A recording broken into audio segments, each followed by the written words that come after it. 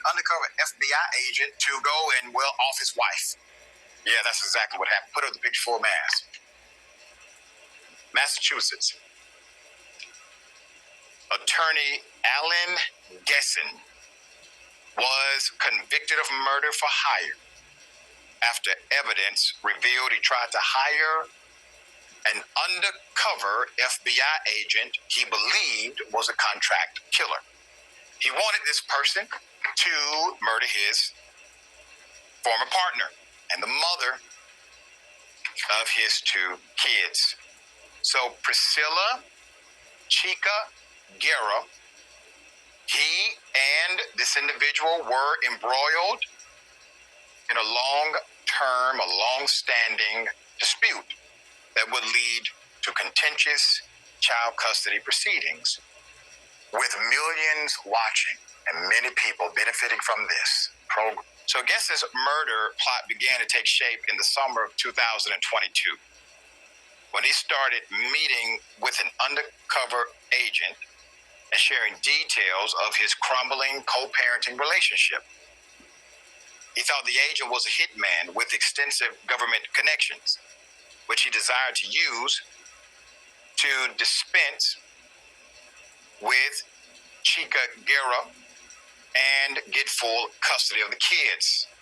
So Gesson originally plotted to have his former partner illegally deported from the U.S.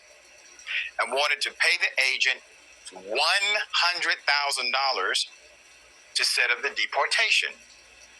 Then he realized, well, murder was cheaper, a cheaper way to get rid of her, and was a more permanent solution. He admitted to the agent that he made one previous attempt to hire someone to kill his former partner. Prosecutors said he paid for a hit team from a foreign country to travel to Massachusetts, conduct a reconnaissance mission, and surveil her. When the team told him it would cost another $210,000 to commit the crime, he decided to call it off. He then paid the undercover agent a $25,000 deposit in the form of gold coin worth $2,000 and a $23,000 payment wired to a bank account in San Francisco. He planned to pay another $25,000 once the murder had been executed. He set up a written agreement with the agent detailing phony consulting services to mask the true nature of the funds. Then sent the agent details about his former partner's whereabouts, schedule, and lifestyle habits. In a January 2023 video series on YouTube telling the story of her marriage, the woman telling the story of her marriage, quote, I can't even begin to explain how I felt in that moment. All I remember was this feeling of, I don't know how to explain it. It's like I stopped feeling anything. I was so confused. I could not digest it. I could not understand it. It was refusing to sink in. In a 5-part video blog, she said that her and Gesson lived in Zimbabwe, where she modeled for a time, and then in Russia. When they were together, she indicated that the relationship was abusive and recalled one time when he hit her so hard that she passed out.